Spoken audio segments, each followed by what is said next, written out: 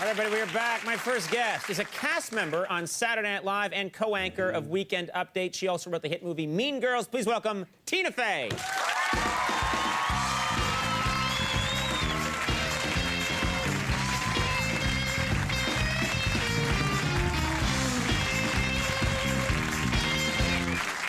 You look very nice. Well, thank you.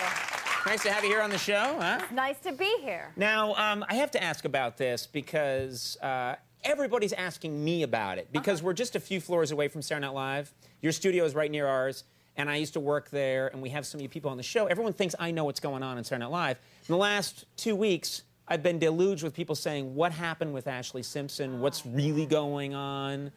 I think by now we sort of kind of figured out what happened. What happened is the Ashley Simpson robot malfunctioned. Yeah.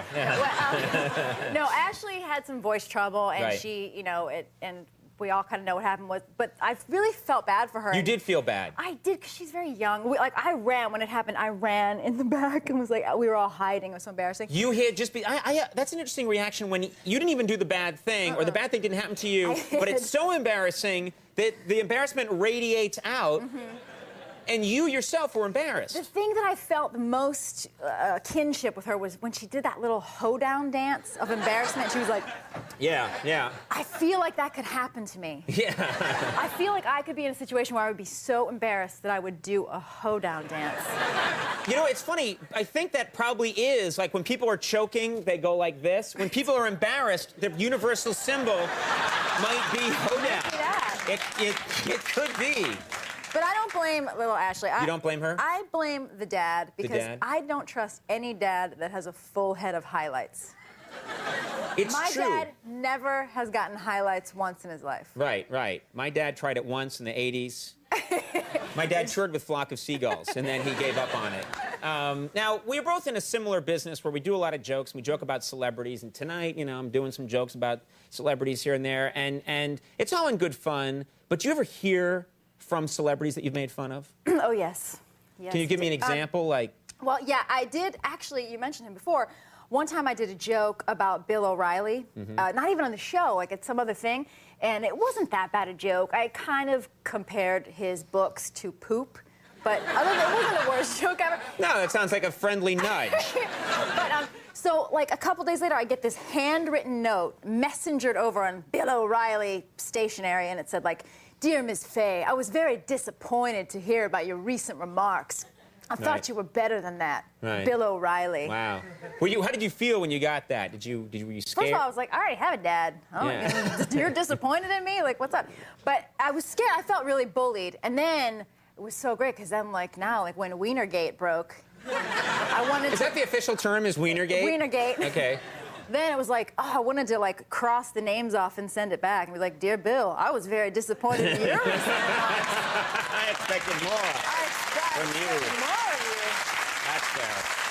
No, I didn't. I actually heard we occasionally will do a Michael Bolton joke, and he did an interview somewhere, and they asked him about it, and he was really mad about it. And I played on a charity softball game with him once, and this is what Michael Bolton said. He said, "If I ever play on a charity softball game with him again, and he's in the outfield, I'm gonna line one right at his forehead." And I thought, what a strange threat, because it's conditional on so many things happening. Does he have If you ever play softball again with me, and I'm at the plate and you're in the field, and I get one off to this side, I'll swing and get you here if you don't put up your glove. If I am ever. You know? If I am ever. Yeah. Yeah, If we're ever dressed as medieval knights fighting, and I have a cream pie. Yeah. if I'm ever sharing a bowl of spaghetti with you, I will take the last meatball. He doesn't have the skills to bring that into baseball. Exactly. Field. I don't think so. No. I don't think so. Now, this is exciting because this is someone else who I'm a big fan of yours, also a big fan of Amy Poehler's. Yeah. Amy Poehler's now joined you on Weekend Update. Yes, Amy Poehler is the new, as everyone knows, new co-anchor of Weekend Update. And this is the first time, I looked this up, actually, because I'm a TV nerd, but since Saturday Night Live went on the air in 1961, this is the first time that people are figuring that out. It was a radio show for a while, and then a cartoon show, and then in '75 it became a sketch show. But this is the first time in its history that that it's been co-anchored by women. Is that right? Yes, I think so. I think this is the first time the two ladies.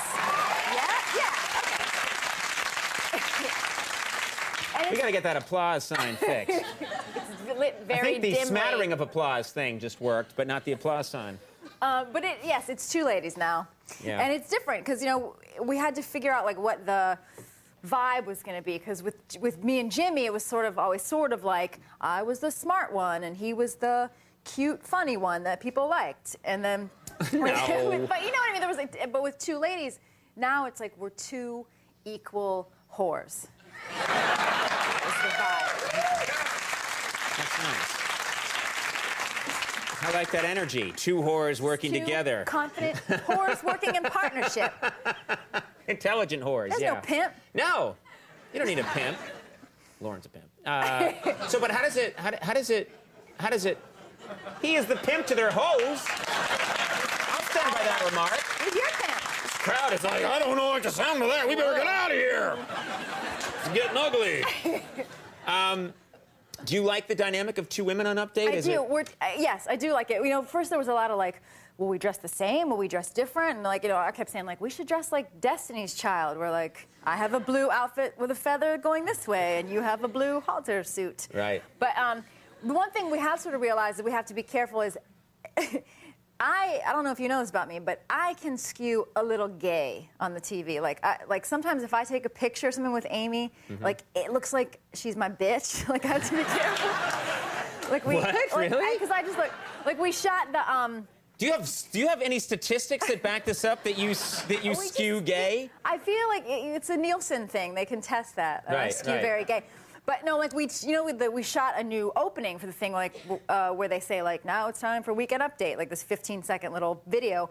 And the last shot of it was we were supposed to run up to the camera and like turn and look at each other and smile. And then if you ever see the show, you'll see that it's actually kind of cut off. Right as I'm starting to turn to Amy, they cut it off because apparently, I don't know how I smiled at her, but apparently it looked like I was going to rape her. I was like, ow. Well, then you got to leave that in. That's compel-a-vision, as I said before. We need that. What we strive for. Exactly. At this point. Courtney Love said something interesting recently. Courtney Love gave a quote. She said she wants you, Tina Fey, and Paris Hilton to both run for president. Which is one of her wacky quotes. How did you feel about that? Were you flattered? Well, I had not heard that until today, and first of all, it made me a little nervous because I don't know how I feel about that. I don't know if I like being on Courtney Love's radar. Like, Right. I would prefer to be anonymous, Courtney Love, but. Right. But Paris Hilton and I did actually talk about running for office together, but I have some sex tapes that would probably sink us in the long run because my sex tapes involve large birds of prey. And you can't. And do they skew a little gay? You can't run for office and have a sex tape with an American Eagle out there. No. It's too bad. Someday in this country that will be possible, but for now we just have to wait. Now this is exciting. You have an upcoming role on Will and Grace. Yes, I didn't know about this till today. Yes, I'm going to do a guest spot on Will and Grace this Thursday, and I'm very excited about it. They're so funny over there. They're so good, and That's a fun group to work with. What's your part? I play a woman. I find Grace's purse on the subway, and then throughout the episode, like I'm trying to get it back to her, and then kind of trying to latch on to her as a friend. Okay, can we have a clip of this? Yeah. Let's take a look at this clip from Will and Grace. Okay.